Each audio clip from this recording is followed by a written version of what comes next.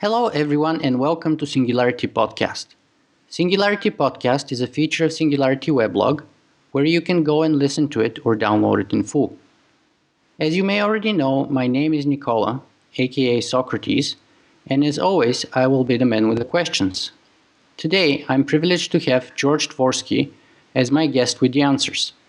George is a Canadian futurist, ethicist, and animal rights advocate who has written and spoken extensively about the impacts of cutting-edge science and technology, particularly as they pertain to the improvement of human performance and experience. George is currently serving on the board of directors for the Institute of Ethics and Emerging Technologies. Hi, George, and welcome to Singularity Podcast. It is great to have you here today. Hi, Nicola. Thanks so much for inviting me. It's a pleasure to be here. Great. It is entirely our pleasure, George. So without further ado, let me start the interview with the following question. George, can you please tell us a little bit more about yourself, such as your background and your education, but especially why and how you got interested in issues such as the technological singularity and transhumanism?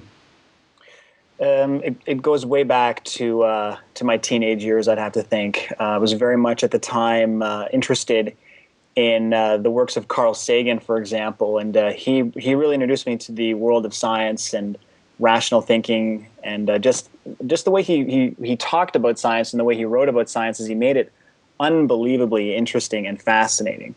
Whereas academically, I always struggled in the sciences, and I never really had that same kind of enthusiasm in school that I had just picking up his books and watching his documentaries and so on. Then it never actually translated to anything more than just a hobby or a passing interest. But I did spend my university years learning history, and I do have a degree in history. I spent 6 years or so learning and studying about, in particular, political ideology fascinated me. History of science fascinated me as well. So I have a very rich background in those particular areas, and I like to joke that the first half of my life I pretty much spent, or at least the first, hopefully not the first half of my life, but a good portion of my initial part of my life looking back, and that now I'm tending to look a bit forward. And what happened was, in and around 10 years ago, I stumbled across, quite accidentally, just researching some things on cosmology, I stumbled across some transhumanist-related websites, most notably that of Nick Bostrom. For those who might be unfamiliar with Nick Bostrom, Nick is a co-founder of the World Transhumanist Association, and he currently teaches philosophy at Oxford. He's just an absolutely fascinating philosopher and academic who's done some seminal work in post-human studies, in trying to parse out the nature and the development of artificial superintelligence and issues like that.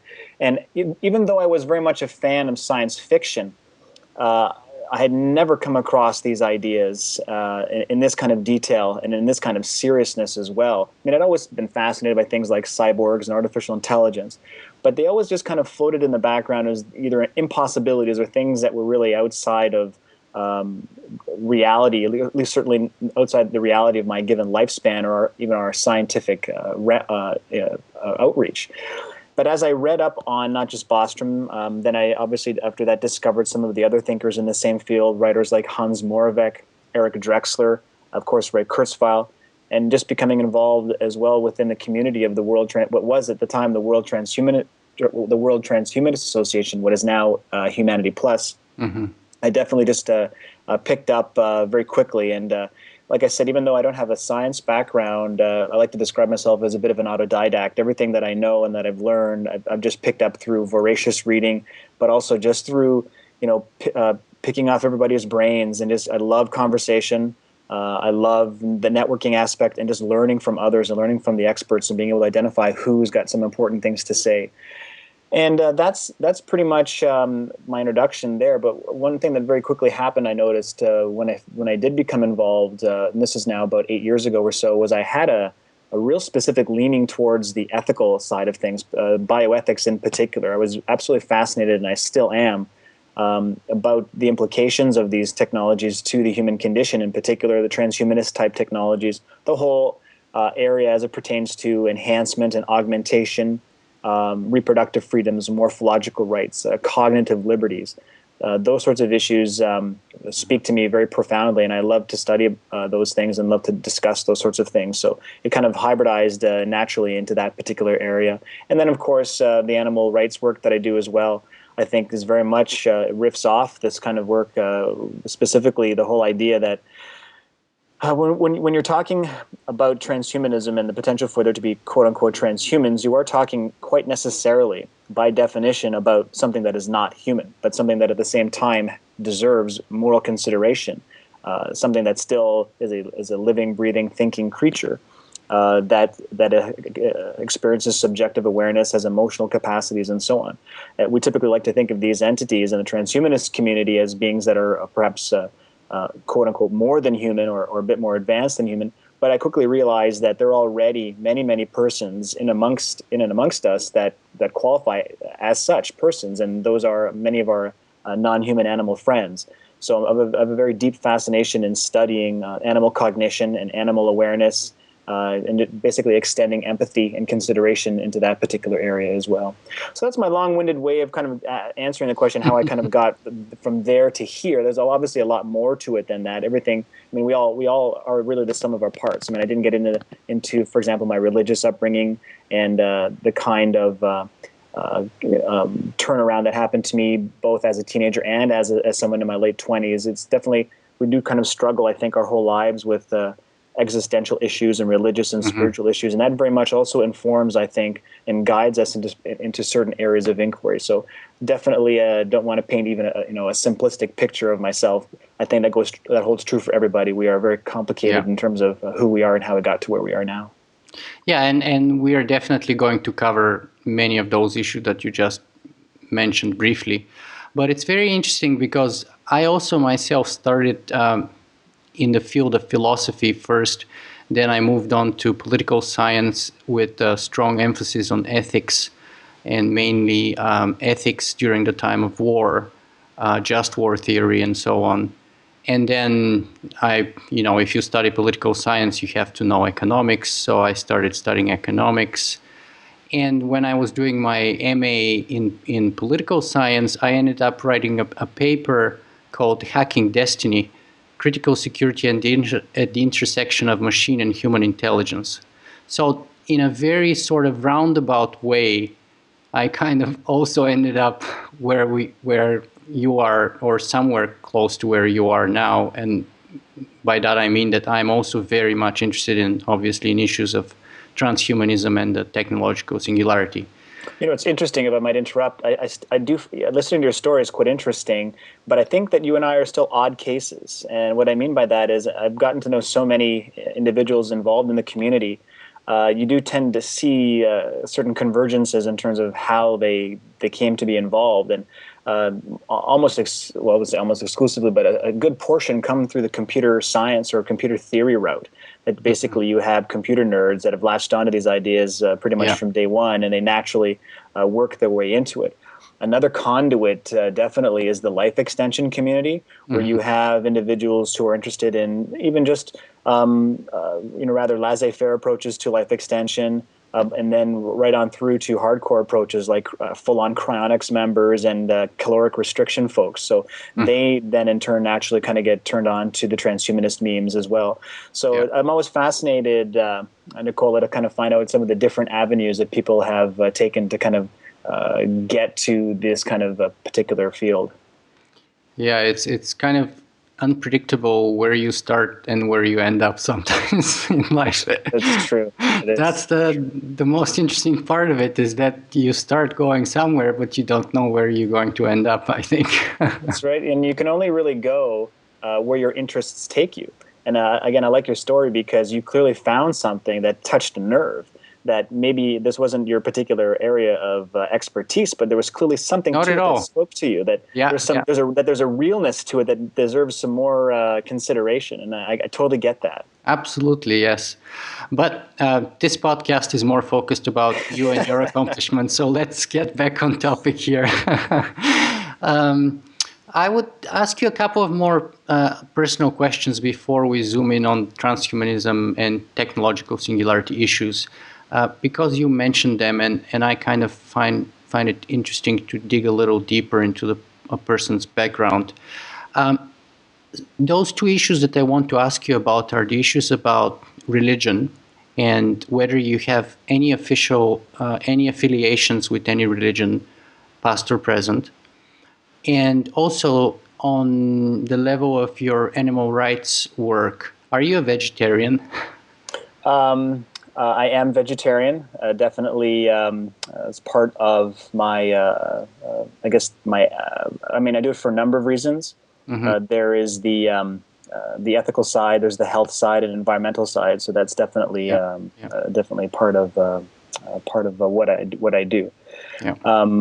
Back to my religious upbringing. My parents, they immigrated from the former Czechoslovakia back in 1968. I was born here in Canada.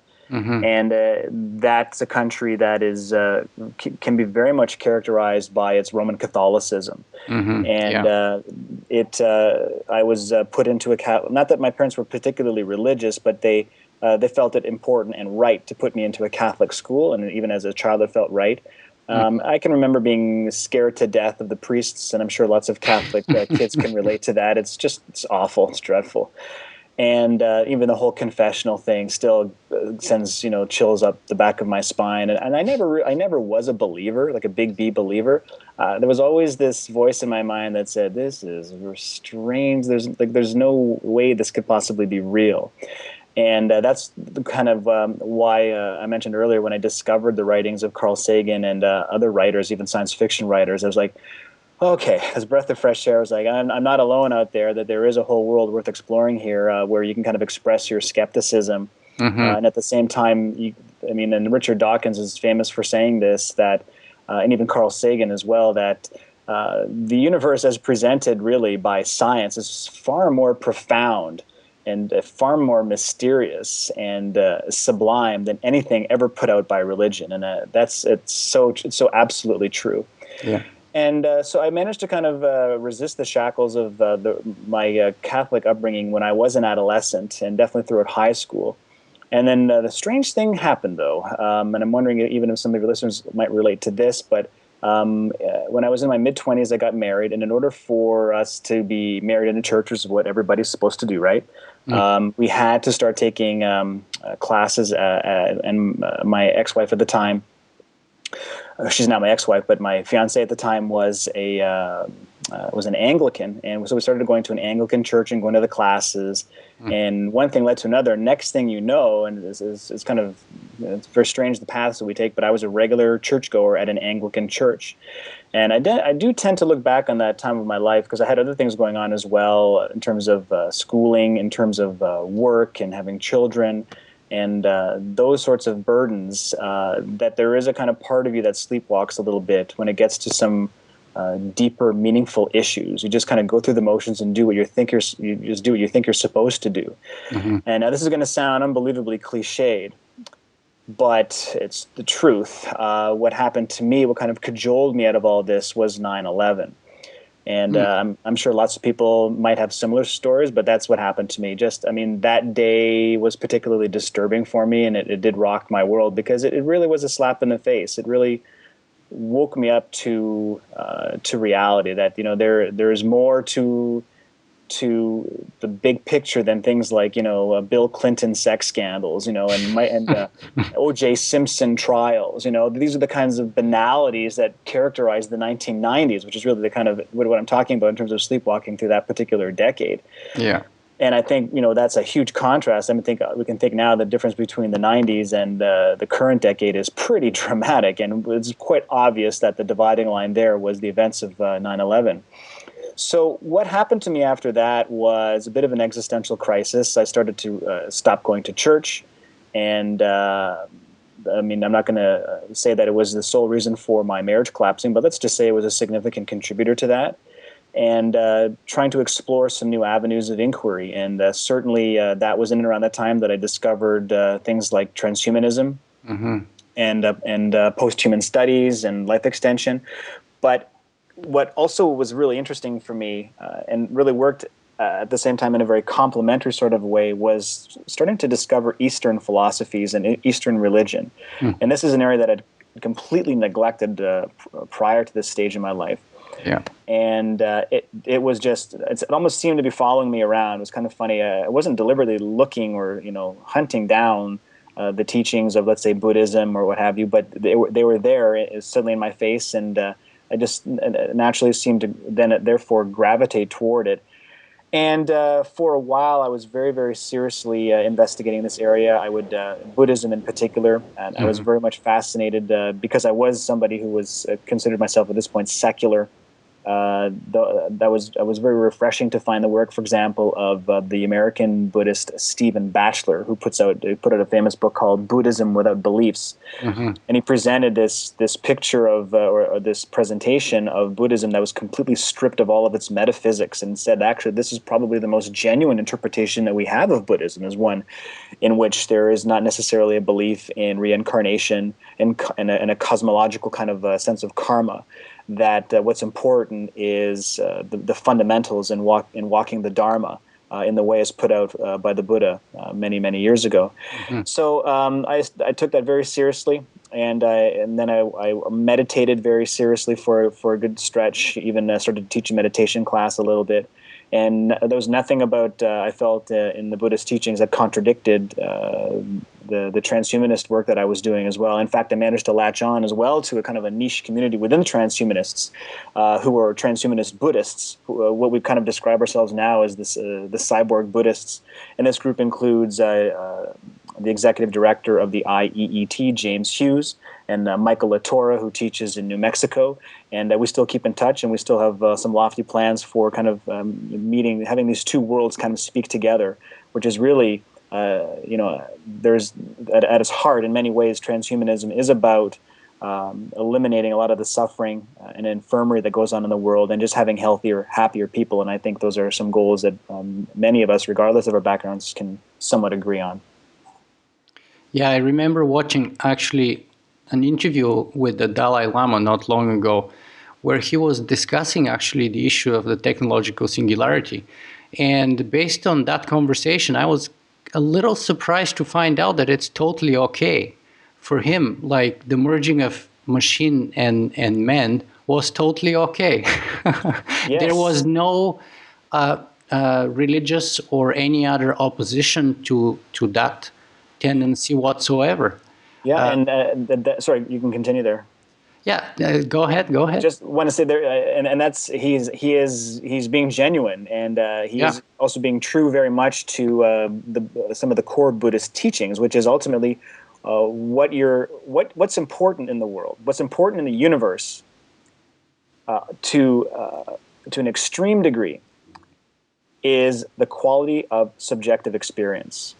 The observer has central primacy in Buddhist teachings. Externalities don't really matter so much, and neither do abstractions. And that's really what Buddhism is about: is eliminating as many abstractions and distractions as possible, so that we can get to the truth and what really matters to people. And what really matters to people is how you feel, how you interact with others, how you treat others, how you are treated, and so on. And to suggest, for example, that you could, for example, let's say, reduce some kind of mental anguish like depression, or even something more severe like schizophrenia through, let's say, cybernetic implants. This is not a bad example, but let's just say, for the sake of argument, that this is something that's possible. There would be no reason for a Buddhist to make this objection. What characterizes a lot of the objections here in the West is these sorts of things. Let's say some kind of biological augmentation, genetic, or even cybernetic. 90% of the time, what happens is you fall back on the naturalistic fallacy, which is that there's what's natural is good, and what man creates or what is synthetic is inherently bad, and that we're violating some kind of natural order. You talk to a Buddhist about that, and they have no idea what you're saying. No idea. The naturalist fallacy to the Buddhist mindset is absolutely nonsensical. That these kinds of delineations that we have kind of made up here in the West just doesn't really fly. And secondly, what also works, well, many things kind of work in concert with transhumanist ideas, and the other is that the idea of the self. And again, this is another thing that's perhaps rooted in our kind of the Judeo-Christian background, which suggests that there's ensoulment happening amongst all humans, that we have an essence, a soul, a spirit, some kind of vital spark that makes us the person, a specific person, who you are. Mm-hmm. And what we're finding through the neurosciences, and something that Buddhism has taught for many, many years, is there is no such thing as a singular, immutable self or person. Like, if I was to point to your brain right now, Nicola, I'd say, or ask you to point to your brain, like, what part of your brain is you? Like, what's yourself? Like, was it that part there, or is it that part there? Moreover, as I'm sure you know, who you are really is just the sum of what your brain is computing at any given point in time. Mm-hmm. You are the moment-to-moment computation or processing of your brain. And that's subject to change in every passing moment. And you will change. I mean, your moods will change. Like, when you are in extreme anguish, or whether you are crying or laughing, there's something profoundly different about who you are. Your actual makeup, your very essence of being has profoundly changed. We also know that through life we change as individuals. Whether it be just through normal change as we get older, or also it could be through things like the ravages of aging, things like Alzheimer's, or even through things like injury. So we know that there is no singular self that can be preserved, and what some of the Buddhists and transhumanists would say is that it doesn't necessarily need to be preserved. What needs to happen more is just a simple respect of that ongoing person who's experiencing the world from moment to moment, and what we can do to make that experience as pleasant as possible and as free from suffering as is possible. Yeah, there was a period in my life when I was very much deeply involved in practicing Aikido, and very much interested in Japanese Zen Buddhism in particular. So I totally associate with what you're saying. But let me dig in a little bit deeper behind the motivation of the work that you do. I gather there's the element of alleviating suffering there, but would you call your motivation humanitarian, religious, result of your sort of curiosity for knowledge, or what is your motivation? Right. I'll take two out of the three there right off the bat. Definitely the humanitarian aspect. I think we all like to think that we can do something that's of import and of substance, and how we can actually do that given our circumstances is often a very difficult question. I mean, not every one of us can be a Mother Teresa and give up, absolutely give ourselves up completely to the needs of others. I mean, I can't go there. Most people really can't go there. But to another point that you addressed there, it's also a nice way for me at the same time to also exert my thirst for intellectual discourse.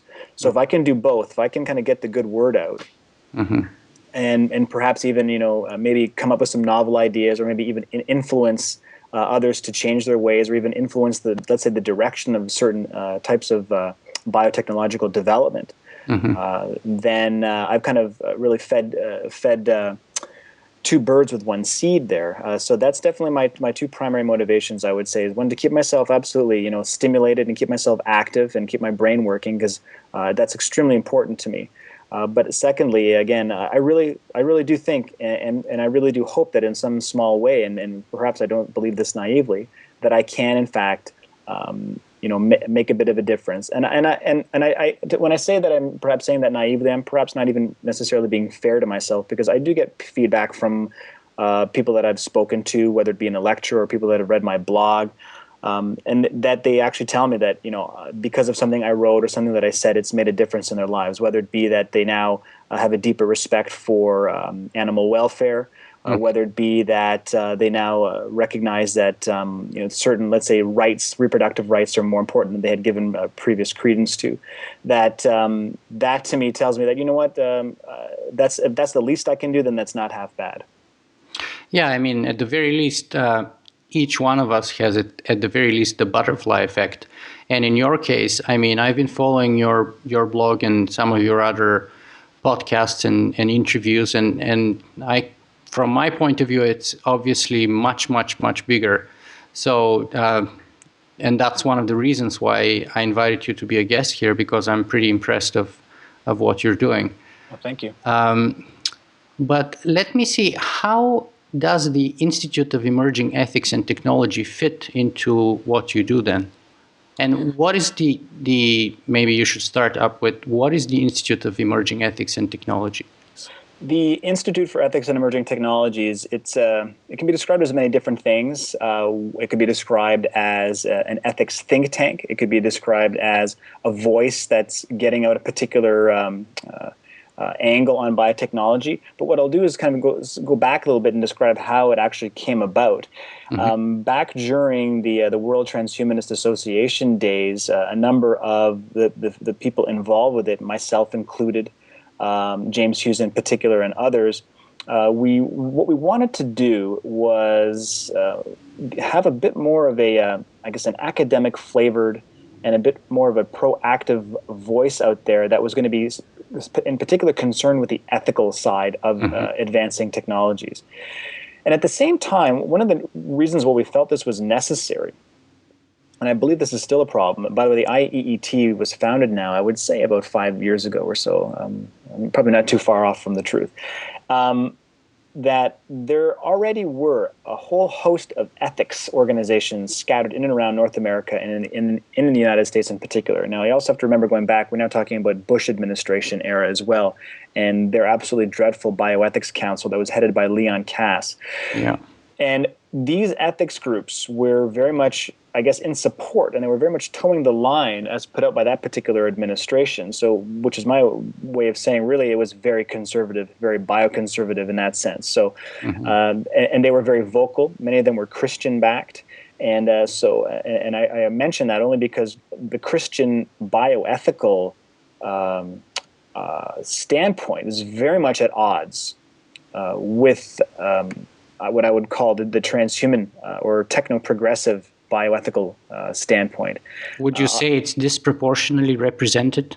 Yes, and that was fundamentally the problem. We desperately needed, we felt, to get that contrary voice out there. Absolutely. That there had to be a voice out there that could say, look, reproductive freedoms and reproductive rights and different ways of having babies and having different types of unions with partners.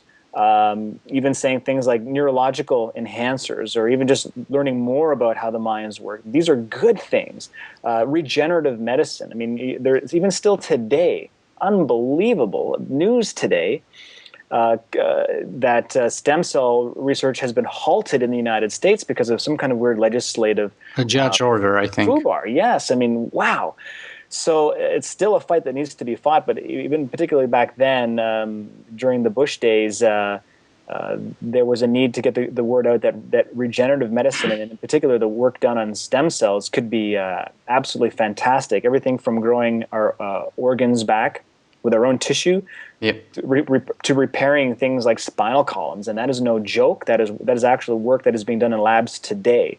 So it was deplorable, really, and quite disgusting that there wasn't this voice out there, and that the voices that were out there were kind of countering what I considered, what we as a group considered to be rather important areas of progress.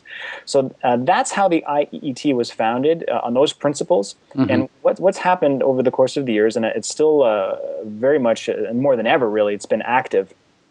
And it has an unbelievable set of academics that have associated with it. And Mike Tretter now, who is based in New York City, and also very much a part of this community, is working very closely with Dr. James Hughes, and they're putting together platforms of particular areas of interest. In the past, for example, we've held seminars on, for example, legal implications to reproductive rights and freedoms. We held a seminar in Chicago 3 years ago on the longevity dividend. So we tried to get a different perspective on life extension and basically say, look, longer lives is actually a good thing from not just from a moral perspective, which is usually the argument, but that longer lives is good from an economic and a fiscal perspective. And we had some unbelievable economists and lawyers and thinkers there putting up the charts and the graphs and showing the savings were absolutely off the top. The kinds of burdens that would be alleviated from the healthcare system if we can start to extend lives much further than they are now. Well, every time a human being dies, a library burns, right? And that argument unto itself is worth its weight in gold. I absolutely agree with that. A single death is a monumental tragedy. There's no question about it. And when knock on wood, not too many people close to me have passed away, but when it has happened, that's the first thing that crosses my mind. Well, first thing is that I'm going to miss this person terribly. But secondly, that my goodness, the knowledge, the wisdom, the accounts, the stories are all gone forever and ever, and that's a real downer for sure. And with the IEET, there's also another area that I'm sure you're also very interested in, and that is risk mitigation. And we held a seminar about 2 years ago in Mountain View, California, on creating a resilient civilization and ways in which we can mitigate catastrophes and even work to prevent all-out human extinction. And again, I'm sure many of your listeners, this is not a foreign subject, but for those who it may be, existential risks is becoming an increasing concern. As our technologies become more potent, we are certainly coming into the possession of more technologies that could actually result in our undoing. So it needs to be discussed. We need to discuss not just how these technologies need to be developed, but how they need to be allocated, licensed, and monitored, regulated, all those sorts of things, or we're going to be in big trouble. So that's what we do at the IEET. And what I do there in particular, I'm on the board of directors. So whenever big decisions come down, we debate it, we discuss it, we vote on it, that sort of good stuff. But I'm also a contributor to the site's content. Mike Treader, he definitely he will borrow material from my blog and use it on the IEET site. And for those who don't visit the IEET site on a regular basis, I suggest that you do, because like I said, the quality of the writers and thinkers in that organization are phenomenal. Everyone from Jimé Cassio, who's definitely a big player, listed as amongst foreign policy's top thinkers of the year. And he's got interesting things to say about geoengineering and other environmental concerns. And he's also very much interested in things like singularity studies and so on. And Douglas Rushkoff's up there and others. So it's definitely a great. This is kind of the think tank aspect to it, which is just wonderful, and it's just a great place to have some food for thought. Yeah, I'm a big fan of Douglas Rushkoff too, by the way. Oh, nice. Yeah. On the topic of death, I have to say, though, that, I mean, that's a sort of a very polarizing issue, but for me, it was always a very simple one, of course, based on my life experience, because to share with you, I mean, when I was 13 years old, my mother was 38 and a half, and she passed away from cancer. And for me, it was fairly obvious and self-evident ever since then, or that moment at least, if not before that, that death could never be a good thing, that it's obviously something not good, not a happy occasion, and to be avoided almost. Exactly as I said before, every time a human being dies, a library burns. So it's a loss that's irreparably, irrevocably. And as computer theorist Eliezer Yudkowsky has said, he said that experiencing the death of a loved one is not anything any sentient person should ever have to experience. And I think that's very well put. Yeah, even though I would go even beyond that, because it's not only rationally, but predominantly emotionally, I think that we experience that loss. I mean, or at least at both levels, at the sentient level and also at the sort of emotional level. Definitely. But let us zoom a little bit more into the issues, and maybe a good way to start would be to define what, in your opinion, is the singularity. Because there is a variety of different definitions out there, Ray Kurzweil's being the most popular one. What is your take on the proper definition of the singularity? Well, first off, you're right in suggesting that there are a multiplicity of definitions out there, and even just the word singularity is kind of awful because, right, just unto itself, because it's kind of a term by analogy, because, I mean, the term is borrowed from cosmologies, it's an event singularity. from there, you can kind of spin off it any way you want. And some of the going definitions out there, one of the earlier ones is that it is kind of, again, borrowing from that the black hole analogy, is that it's an event horizon, that it's this part of the future that we really have no idea what's going to happen afterwards. And there's something about that part of the future that's going to be thrown into turmoil, that's being driven by things like accelerating change, and machine minds, artificial intelligence, and so on. But there's not really anything specifically said about it. And that kind of leads to the other definition out there, the Kurzweilian definition, which is that's the singularity is essentially this Moore's law applied across the board to all technologies, including human intelligence, and this steady, exponentially increasingly powerful sense of progress, that's fed by this law of accelerating returns that will lead again to something that's not really well defined. Again, which now we kind of fall back to that event horizon idea. So that's my way of preambling my own definition. It's not my definition, but it's the definition that I think carries the greatest weight in terms of what we actually mean by the singularity. And it is a term that was, or a definition that was put out by I.G. Good. And what he said, very simply, very elegantly, is that it is simply an intelligence explosion. Yeah. And I do like the word explosion in there in particular, because it really gives I think, more of a dramatic sense as to what we're talking about here. And if you kind of parse that down a bit further and be more specific about it, what he was talking about and what other thinkers have, again, similarly speculated about and are increasingly concerned about is you, as a species, we are an intelligent species, and we can kind of create these knowledge bases around ourselves and become definitely more than the sum of our own parts. Like, we are all intelligent, but we can't really, enhance our intelligences more than a real nominal amount. We go to school, we learn things. The internet certainly has been known to make us a bit brighter and smarter, and I think there's even studies out there that shows that things like the internet and other such things actually increase IQ.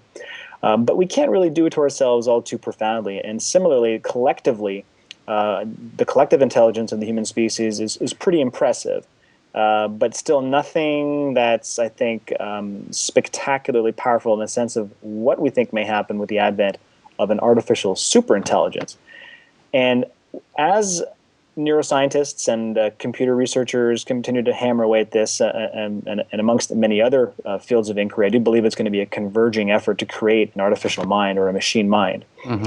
That what's going to be interesting about it is that we will create this alternative mind, or this machine mind, in a different substrate than what the human mind is composed of. We're as we say, we like to joke, we compute out of meat.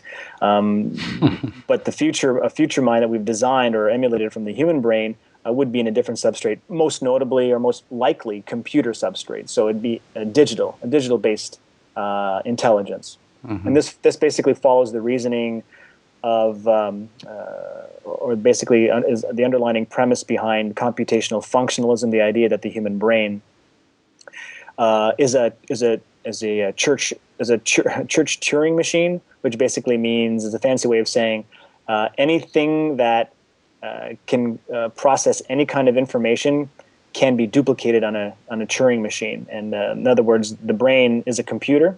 It's just working off a different kind of set of materials than a computer would, but that you can actually replicate those functions in a computer. And I take great pains to talk about this because it sets up the stage for recursive self-improvement, which again now gets down to the whole point behind this intelligence explosion.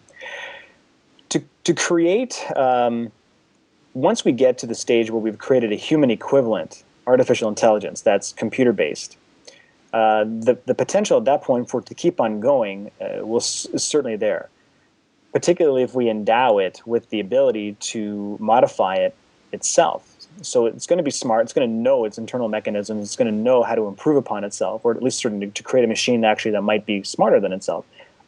Nick Bostrom has said that an artificial intelligent brain on the order of the human brain will be the last invention we'll ever have to make. At that point, it's going to take over the show and continue to work at augmenting itself.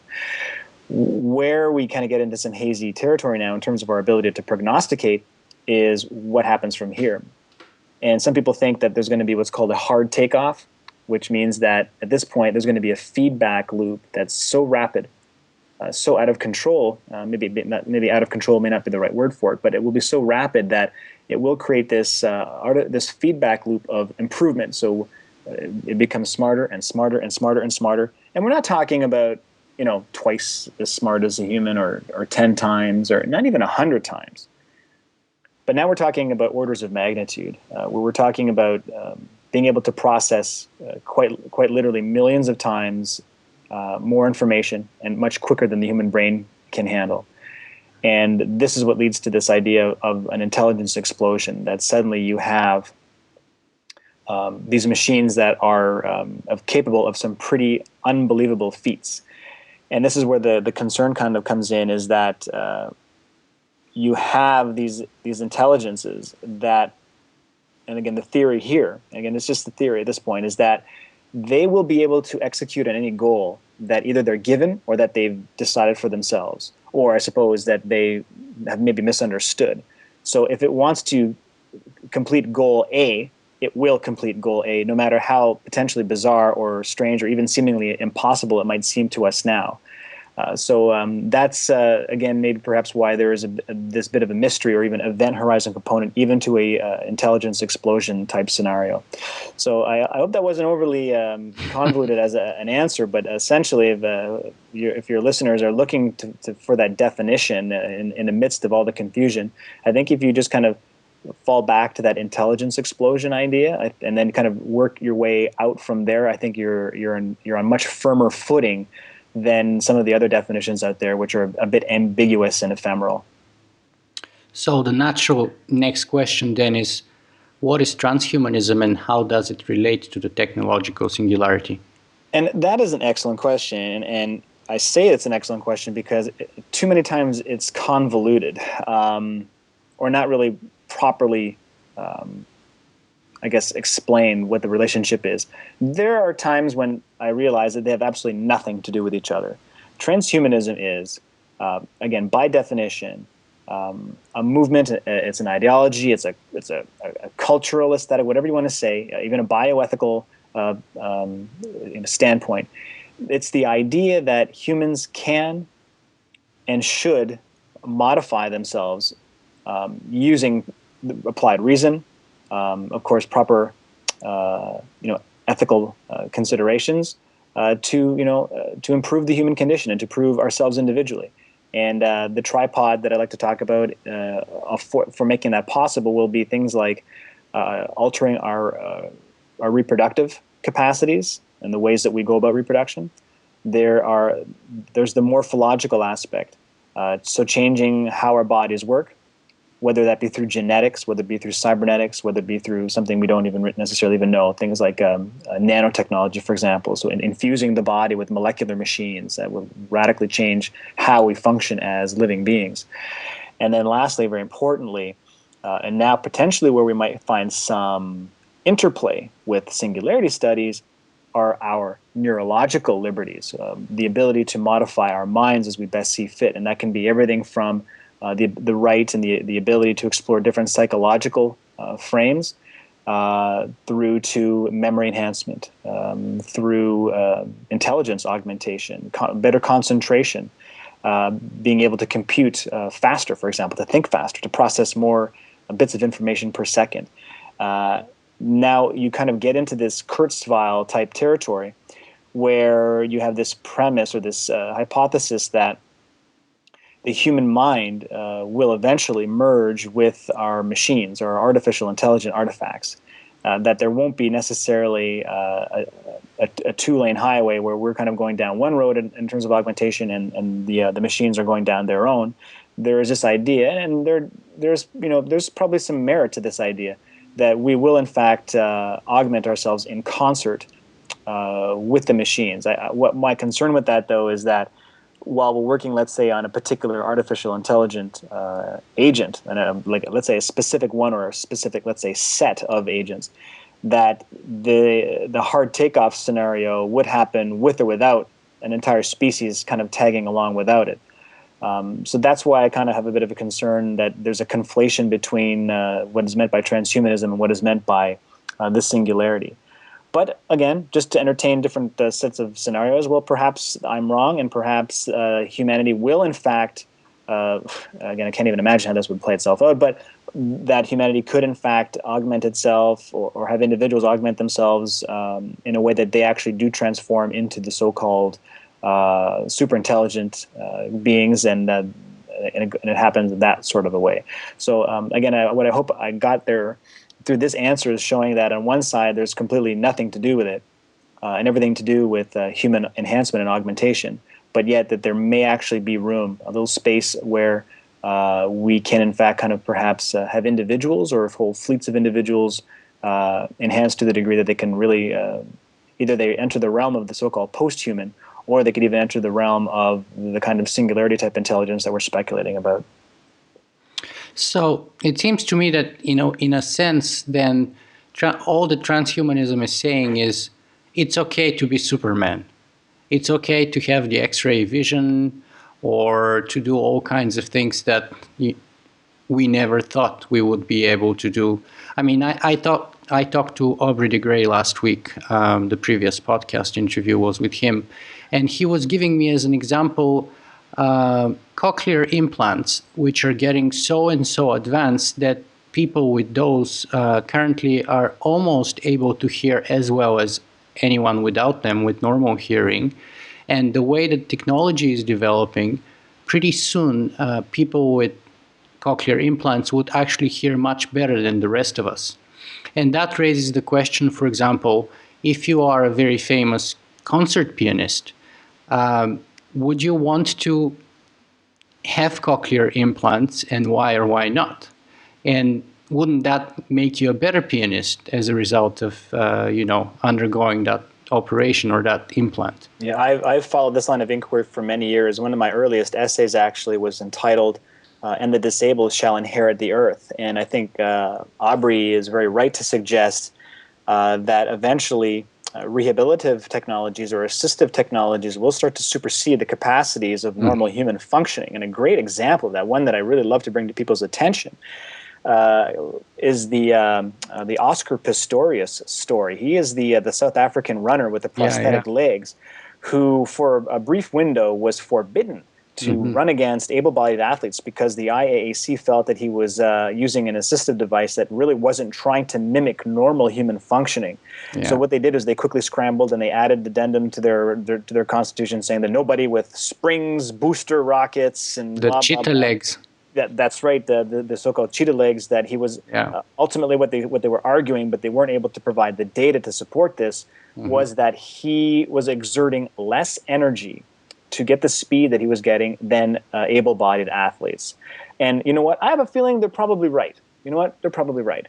And even though Pistorius and his camp, they fought it and they won, and that's why he was able to qualify for the Olympics. Ultimately, he didn't make the team, but he was at least able to qualify and run against able-bodied athletes. But these are early days, Nicola, early days, because you can imagine, what about the next generation cheetah and the next generation cheetah? You're going to finally see basically two leagues emerge. You're going to have the able-bodied games, and it could be, again, you've seen the Special Olympics, the different types of activities that are out there, that there may come a point when not only will records start to be shattered by so-called disabled athletes, but the public's attention may start to gravitate more toward those games because they're simply going to be more cutting edge, more where the best of what they do are competing. And back to your analogy of the pianist and the cochlear implant, well, what's therefore then going to prevent Joe able-bodied athlete, from going to his doctor and saying, doctor, these legs that I was given too slow for me. They're too slow for me. They don't do me any good anymore. I want you to cut them off. And I want these Generation 4 cheetahs, that actually look and feel and act more responsibly than my natural legs. And you know what? He'll be right, that they will, for all intents and purposes, from a qualitative perspective, be superior to what he was endowed with genetically. And boy, does that ever raise a whole host of issues, you know? Because right now, I mean, for example, people that suffer from body identity integrity disorder, they are forbidden from cutting off their limbs, even though it's their wishes, because it's considered self-mutilation. So we have mutilation laws out there that prevent you from doing that to yourself. So in other words, there's going to be a lot of upset here potentially in the future. But I do predict that this will be an area where there's going to be more and more of a problem to kind of have definitions and rules and regulations. Yeah, maybe our perception of the so-called disabled people would turn into one of super enabled people. Yeah, and what's interesting and why I had this idea, but that the disabled shall inherit the earth, is there's something about our culture that says, you know, it's okay.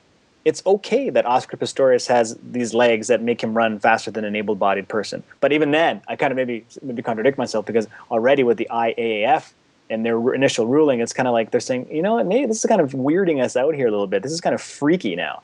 But more to the point, I do think that in general, let's take the cochlear implant, for example. That's a better example because there's a non-competitive aspect to it, is that we would be okay with it. If a formerly deaf person said, you know what, I can hear a broader acoustical spectrum than the average person, would I, bemoan that? Would I, say, oh, that's not fair? It's funny. Amy Mullins uses that example. Amy Mullins is another disabled athlete who has prosthetic legs. And one day she showed up to hang out with her girlfriends, and she suddenly appeared as over 6'1", 6'2". And her friend's like, what's with the height? And she's like, well, I just put on my tall legs today. And her friend said to her, but that's not fair. And Amy's like, what's fair, got to do with, like, what we're competing here? Or like, but that's, there already is some rumblings and grumblings about that those who are not within the normal boundaries of human functioning, that maybe there will be an area where they're going to start to transgress, but it's definitely a fascinating area, culturally at least, to explore and examine a bit. That kind of reminds me a little bit of Tolstoy's famous saying that all is fair in love and war. Yes, that's right. But to bring forth another issue that I'm kind of concerned a little bit about here directly as a result of what we were just talking about, and that's specifically the risk of first adopters. When normal people start adopting body prostheses that are intended to enhance the abilities of so-called disabled people, there is that risk of first adopters or early adopters. Say, for example, I consider myself, in terms of software or technology, to be a first adopter. So when a new edition of my favorite programs, be it, operating system or something like that, comes up, I usually like to have it. So I definitely fall within the early adopter group. But when it comes to a body prosthesis or something of that sort, I have to admit I am not as courageous. Yes. And the risks are obviously qualitatively at a completely different level. Absolutely. I mean, do you want to be the first guy who gets uploaded to a computer? Yes. I will not volunteer for that particular experiment. That's perhaps looking far too afield, but you bring up an excellent point, and that is the whole early adopter and the whole testing phase aspect of many of these technologies, because we're not talking about putting on a pair of glasses. We're talking about something that's going to change your functioning to perhaps some pretty serious degrees, even things like cognitive enhancers, for example. How I'll answer that, basically, I mean, I'm kind of two minds of it, and perhaps maybe I can kind of settle on an answer somewhere in the middle. But one part of me believes that we are already a bit risk-averse as a people in terms of early adoption.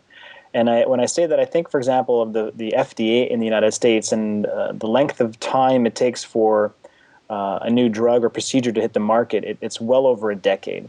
So there actually could be something that exists right now today that could cure you of, let's say, a life-threatening ailment, or could actually quite dramatically improve the quality of your life. But because of regulations and standards, and again, I'm not arguing necessarily against this. I realize testing has to be done. It has to be done.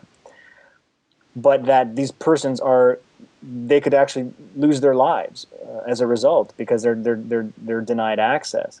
A good example of some of this is some of the most cutting-edge research in artificial hearts. Yeah. With each passing generation of artificial hearts, it can only be tested on, I wouldn't even say late-stage patients. I am talking absolute devastatingly late-stage patients who actually are speculated to have only days or if not hours to live. Yeah. As an absolute, in other words, as a last resort. Yeah. It's truly used as a last resort.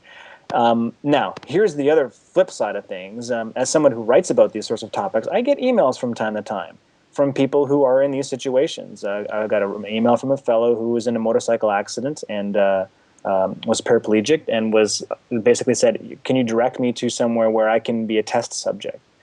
And that's one example of many. There are a lot of people out there who are like, look, hello, me, they're waving their arms around. I will test this voluntarily. And you know what? If I die as a result of testing this, well, you know what?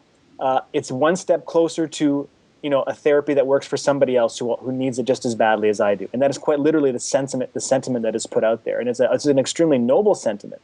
On the one half, there's certainly a self-serving aspect to it, but the fact that they're willing to kind of set aside their own interests for this is pretty astounding.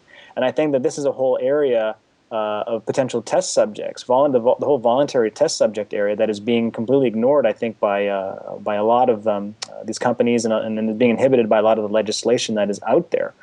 So and by the way, just as an aside, a lot of the experiments that we do on animals these days very likely have analogs in the human world who would voluntarily do this for, let's say, or not even voluntarily, but would do it for money.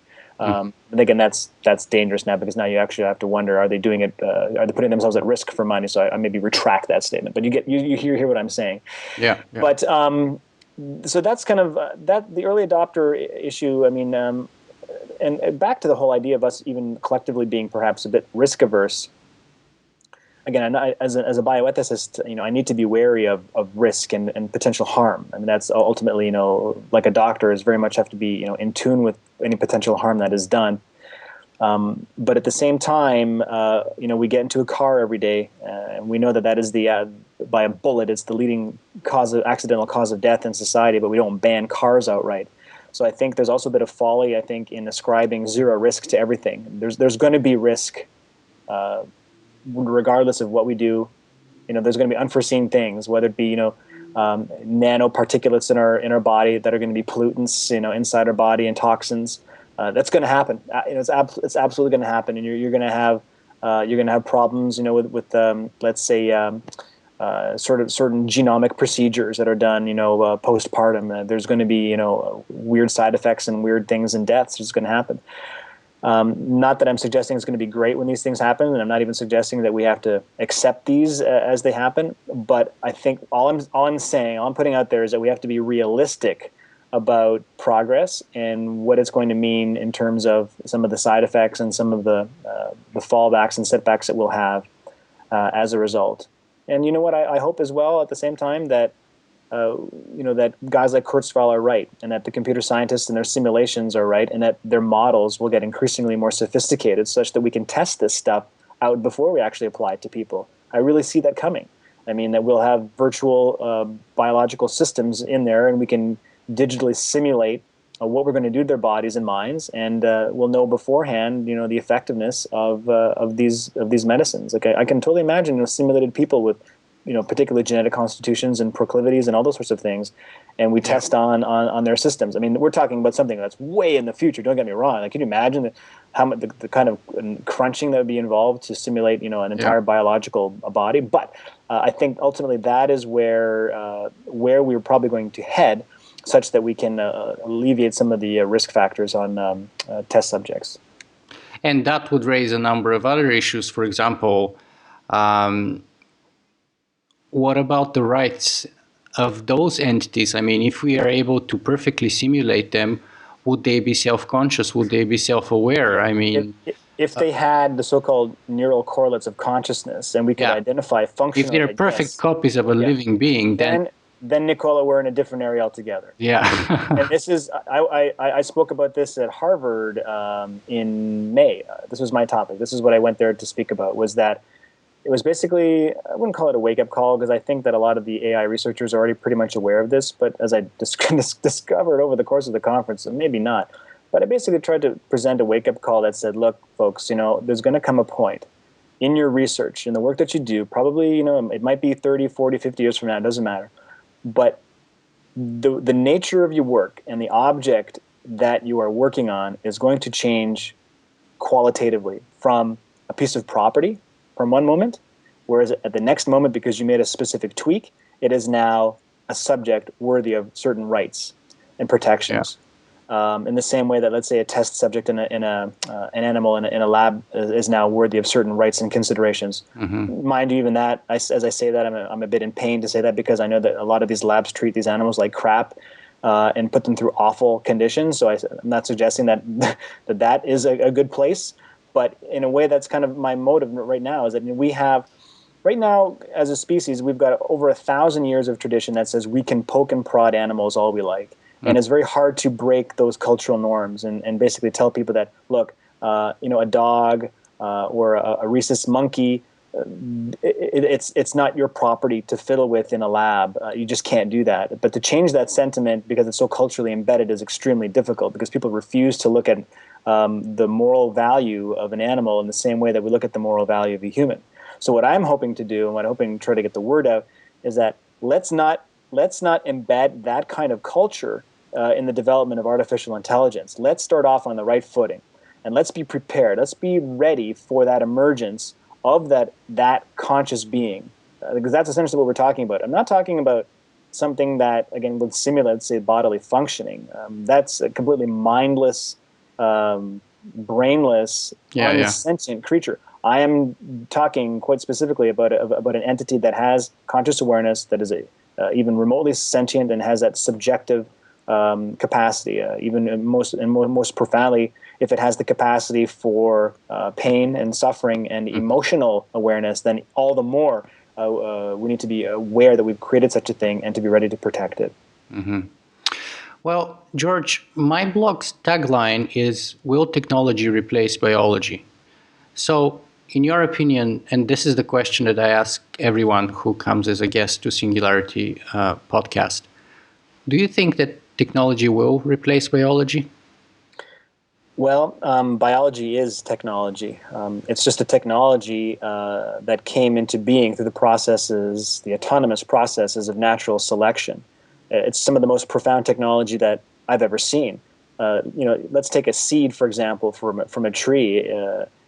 That's the most brilliant, perhaps next to the human brain, perhaps one of the most brilliant things I've ever encountered. Because what it does is this little device, you plant it in the ground, and it quickly starts to convert itself and its surroundings, and most notably, it takes the energy from the sun and it converts it into this gigantic tree with leaves and parts and stuff. Like, that's incredible. Like, if you asked an engineer to construct that, he would obviously, today, there's no way, would he not even know where to get started. So that, to me, is definitely, it's a technological marvel. Where, more specific to your question, will technology replace biology? I think what you're really asking is again, perhaps if I could maybe put words in your mouth and correct me if I'm wrong. I think you're kind of wondering, at what point do we cease to kind of become intrinsically biological in the natural sense, and start to have more of our parts, our components, comprised of synthetic analogs, and in fact, even outright termination of a corporeal existence. Will we become, these avatars in these massively spectacular supercomputers, living virtual existences in virtual and practically immortal lives? And would that constitute being non-biological? These are kind of questions of semantics, and I'd really, it's hard for me to kind of answer that one way or the other, aside from saying that way I look at it, and the term that I've used, is that we certainly are poised to become a post-Darwinian species, and we're already kind of there, but we're still subject very much to certain selectional processes. But the goal is eventually to, and this is kind of the transhumanist holy grail, is to wrest control over Darwinian processes and replace it with human intelligence, so that we can start to guide our own evolution and guide our own makeup in terms of what we are as a species and how we function as a species. And if that implies that, we will remove all what are so-called biological aspects of us, then that's probably what's going to happen. I really can't see our species remaining, biological, at least not mostly biological. I can't see that being part of its destiny. I've never really thought that it was going to be part of our destiny. And what form that will take, whether it be completely cyborgized creatures or entities that live in supercomputers, that's still an open question. But in that sense, to answer your question, I think in that by those kinds of definitions, yes, I guess we are moving away from the biological, more towards the technological in that sense. Mm-hmm. And that's precisely sort of the impetus behind my question.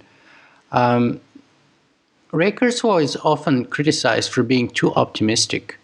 What, in your opinion, is our chance of surviving a technological singularity? Do you really want the answer to that?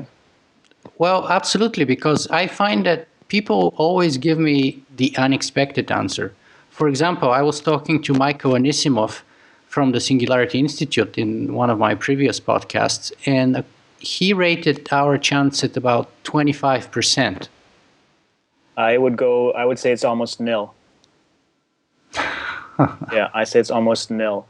And the data point that I bring to everyone's attention to justify such a claim is the Fermi paradox. The Fermi paradox being the observation that we live in a completely uncolonized galaxy at a time in its history when it should have been colonized many times over now by the kinds of intelligences that we're talking about. Now, I risk saying outright nil, because I recognize that there is a potential scenario there that is a plausible one worth exploring, and that is one that's kind of put out by a number of people, but most prominently, I think, by the philosopher and scientist John Smart. And that is the idea that we're increasingly working our way into smaller areas of matter, energy, space, and time, what he calls meshed space. And that space is an absolute no-go for us. That's just not anywhere that we're going to be remotely interested in exploring, and that we are basically going to shrink ourselves down to, again, extremely compressed, a compressed size, where at that point he believes, now perhaps we're getting into the realm of metaphysics, actually not perhaps, I think it's most certainly the realm of metaphysics, where we're starting to get into some universe engineering, where we start to perhaps engineer our own black holes or existing black holes and spawning basement universes. And now you can see why we're getting into some really crazy metaphysical territory. Mm-hmm. And that's why part of me thinks maybe not. Maybe we're just going to, the more elegant solution, what I say definitely is comes more into tune with Occam's razor, which is, and I hope I'm not paraphrasing the Occam's razor rule too badly, and that is really, when you strip it all down, that's the most simplest, elegant solution is probably the right one. And for me, it pains me to have to admit that this is the simplest explanation, but mass extinction is definitely the simplest explanation for why we see an uncolonized galaxy. And this is a thesis put out by the economist Robin Hanson. He coined the phrase "the Great Filter." Basically, the Great Filter being this hurdle that a species just cannot get past this particular phase in its development. To his credit, Hansen says what we don't know is whether we are in front of this hurdle or behind this hurdle. So, for example, the transition from eukaryotic to prokaryotic cells could, in fact, be a great filter. That if you go across the galaxy and across the universe, the chances of that happening are 0.0000000 as far as you can go. It just doesn't happen. Except it happened to us. We are past that great filter. And maybe there are other intelligences out there that maybe simultaneously, or let's say roughly contemporaneously, have also managed to get to this particular stage, and that we're way past the great filter, and now the sky is the limit, universe is the limit, and maybe we will in fact survive the singularity and go on to explore every corner of the galaxy. But I think more likely is that we are still, unfortunately, in front of that great filter. And I think there's increasing evidence to support that particular hypothesis. Not only are we already in the possession of apocalyptic weapons that can make that happen, I think it's no small miracle that we already haven't destroyed ourselves with nuclear weapons, but we are going to be increasingly in the possession of more and more powerful apocalyptic technologies, such as nanoweapons, robotic armadas and robotic swarms, even pathogens that could be work to wipe out virtually every person on the planet and basically set us back to the Stone Age. These are, I use the analogy, we're going to be spinning plates. Right now we're just spinning one plate, that nuclear plate. And it's okay, we can do that, I can spin that. But there's going to be another stick with a plate on it. I'm going to have to start running back and forth between those two. And then there's going to be a third and a fourth and a fifth. Eventually, one of those plates is going to fall. And that's all that's required to end the whole show. One mistake, one accident, one act of deliberation. And it's done, it's over. And I think I stand in great fear that that's in fact our destiny, and that's why I put our chances much, much lower than most of the people, my colleagues and other people who make this a big part of their studies. So, do you consider yourself to be an optimist or a pessimist?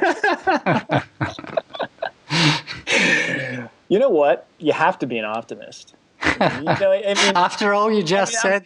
What are you going to do? Am I going to not get up in the morning tomorrow like, oh, woe is me and woe is the species? No, hell no. It's I think one thing that happens if you buy into too much even though it might be realism. Okay, let's separate optimism from realism for just a second here, and maybe enter a bit of pragmatism here. That if you constantly live in pessimism and in doubt, you do become a very, I think, gray and jaded and cynical person, and I don't want to be that guy. And at the same time, I realize that I may be wrong. I hope I'm wrong, and I want everyone to prove to me that I'm wrong. Let's keep going. It's 2010, and we're still going on strong. We got some problems as a civilization. There's no question. Nothing existential though at this point. Even the global warming, many experts think as bad as it is, and I don't want to downplay it, it's not an existential risk. It's a catastrophic risk, but not an existential risk. Mm-hmm. We're doing okay. So, so far, stay the course. Let's get through this. But like so many of my colleagues will admit, it's this awful, event horizon, this singularity in the future that is painting a particularly uncertain picture. But I think even more so. I really think that nanotechnology could really be the bugaboo. That might be the silver bullet that does it in for us, because you can create almost any kind of a device. I think it's Robert Freitas, and he may have retracted this claim, but there's a paper out there. You can check this out. The nanotechnologist theorist Robert Freitas speculates that we can have what he called ecophagy. With nano devices such that you could actually destroy the entire atmosphere within about a 48-hour period. Imagine that you just basically destroy the integral components of the atmosphere required to sustain biological life on this planet within a 48-hour span. All you need is, a group or a country or whatever to just be that jaded enough, nihilistic enough to pull that off, and it's game over. So, if there is one thing that you would like our listeners to take away from this podcast interview with you today, what would be that thing? That kind of put me on the spot there. One thing I don't want people to leave here with is maybe an impending sense of doom. I didn't want to end on such a sour note, but at the same time, as a theorist, as a futurist, it is my responsibility to kind of put out there what I think is going to happen. So I need to kind of insert these kinds of bits of realism in terms of where we're headed. But like I said, I think if I want to impart anything is maybe just a sense of that. If we apply ourselves collectively and get on these issues, that's what the Singularity Institute for Artificial Intelligence is about. It's what the Lifeboat Foundation is about. It's what the Institute for Ethics and Emerging Technologies is very much concerned with. is, maybe if we see it coming, we can deal with it. We always have, we haven't destroyed ourselves with nukes yet. Support these groups, get active with these groups, whatever your particular specialty is. If it's web design, maybe help these groups, improve their website. If it's marketing, maybe help these groups get the word out. If you're, if somebody who's a specialist in the very areas that I've described, get involved with them and, help them, with their prognostications and meet the people and stimulate the people with whom, they are the key stakeholders in all of this. So that, I think, is what I'd put out there. If that is a genuine concern of yours, if you want to make that something that your day-to-day activities are, even if it's a hobby, something that makes you feel that you're contributing even in some small way to maybe mitigating these risks, then go for it. I would totally encourage and back you on that. So I think that's maybe, if anything, I'd like to leave your listeners with that bit of a message. Well, before we bring our interview to a close, maybe you should give some more information to our listeners about where they can find information about the Institute for Ethics and Emerging Technologies and your blog also. Sure. They're very easy to find. The Institute for Ethics and Emerging Technologies is simply IEET.org, or just Google IEET and it'll be the first one that comes up. And my blog is Sentient Developments, and you can either just Google Sentient Developments or my name, George Dvorsky, and it will also come up. And you're also welcome to follow me on Twitter. My username is @GeorgeDvorsky, just one word. Well, on that note, I would like to thank George Dvorsky once again for his time and wish him good luck in his work. Also, thanks to all the listeners of Singularity Podcast. I hope you all enjoyed listening to this interview as much as I enjoyed talking to George Dvorsky. This was another Singularity Podcast, which is a feature of SingularityWeblog.com, where you can go and listen to the recording or download the interview in full. Thank you.